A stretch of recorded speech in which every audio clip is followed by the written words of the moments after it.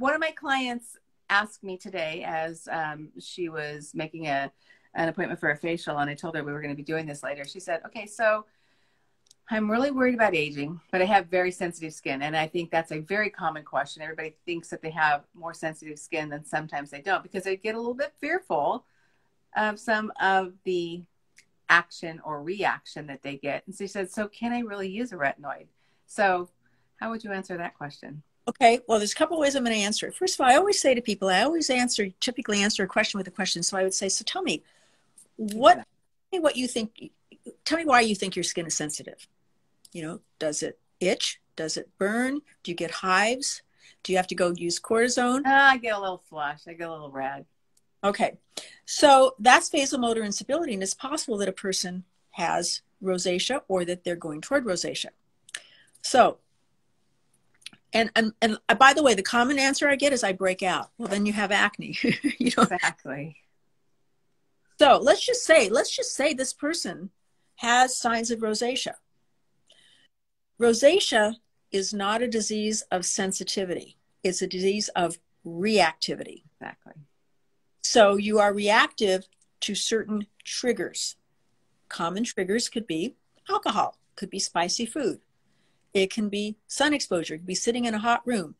It can be stuffy room. It can be stress. And some people's triggers are different.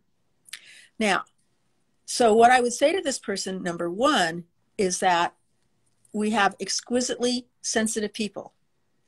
Our physicians work with exquisitely sensitive patients. You can be very sensitive and not have rosacea, and you can be sensitive, you can be not be sensitive and have rosacea, but exquisitely sensitive people. And they're able to use the system. Now, with that said, there's going to be somebody out there that's allergic to something, because there's no such thing as... Exactly.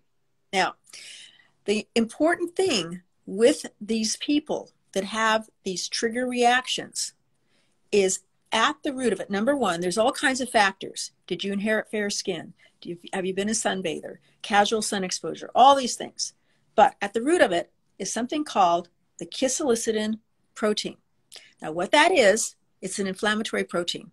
But it's a really good protein because it helps in wound healing.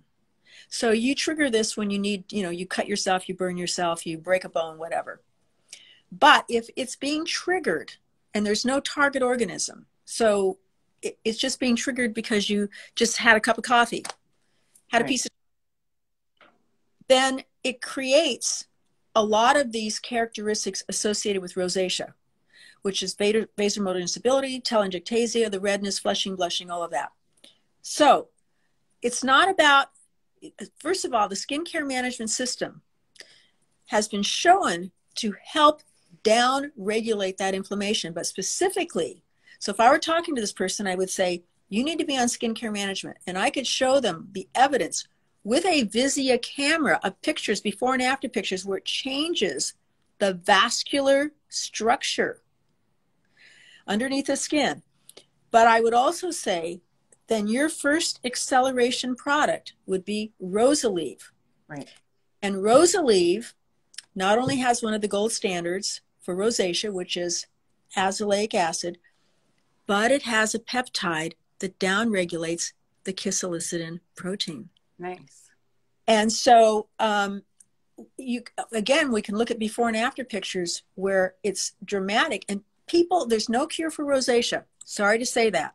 And it can be progressive. Right. Make it look like you don't have rosacea. And one other thing I want to add, there was a study that was done by two different dermatologists who each head up the Department of Dermatology at two different universities.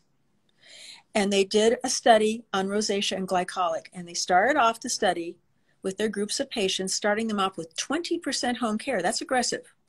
2 weeks later, they started doing glycolic acid peels.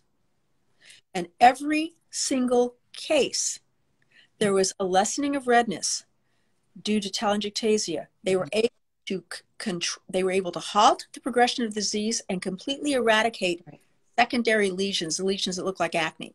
Mm-hmm.